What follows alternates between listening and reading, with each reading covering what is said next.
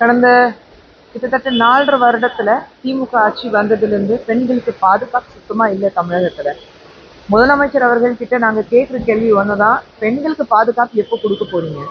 பெண்களுக்கான காட்சி, பெண்களுக்கு உரிமைக்கான கொடுக்க வேண்டிய ஒரு ஆட்சி நாங்க எங்களது இருக்கு அப்படின்லாம் பேசிட்டு இருக்கும்போது, தொடர்ந்து 2021 2025 கடைசியில் இருக்கோம். இந்த 4.5 வருடத்துல 65% பெண்களுக்கு மீதான ஒரு கொடுமைகள் அதிகமாயிருக்கு. ஸோ 65% ரைஸ் நீங்க சொல்லும்போது ஒரு சாதாரண விஷயம் கிடையாது. ஸோ பெண்களுக்கு பாதுகாப்பு எங்கே இருக்கு?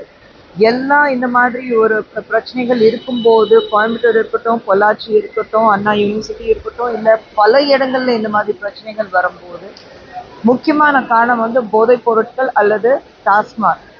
இதுதான், அந்த போதைக்கு அடிமையானவங்க தான் மேக்சிமம் இது பண்றாங்க. சமீபத்துல மகாபலிபுரத்துல நடந்த விஜயோட தேர்தல் கூட்டத்துல தமிழக அரசு என்னங்க தமிழக அரசு வந்து திமுக கடுமையா விமர்சனம் பண்ணியிருக்காரு. உச்ச நீதிமன்றம் வந்து இவர்களை தலையிலேயே கொட்டி அனுப்பி சொல்லியிருக்காரு. அவர் இல்ல, யாராவது தவறாக பேசினாக்கா அதுக்கு நீதி ரீதியாக உங்களுக்கு வந்து நடவடிக்கை எடுக்கிறாங்க. That's law and order. நாங்க வந்து லா அண்ட் ஆர்டர் மாத்தி பேசுங்க, லா அண்ட் ஆர்டர் தாண்டி பேசுங்கன்னு யாருமே சொல்லல.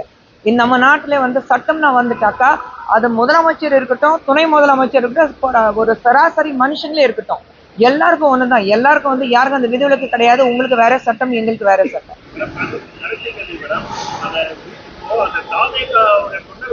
தற்கூலி அப்படின்னு வந்து பொது வெளியில என்ன சொல்லியிருக்காங்கன்னா, ஆல்ரெடி தற்கூலி சொல்றவங்க எல்லாருமே ஒரு காலத்துல பிஜேபி அதிமுக எல்லாருமே ஓட்டு போட்டு வரலாம். புதிதா ஒரு வந்த பிறகு அவரை ஃபாலோ பண்றவங்க தற்கூலி அப்படின்ற ஒரு வார்த்தையை வந்து பயன்படுத்த இல்ல.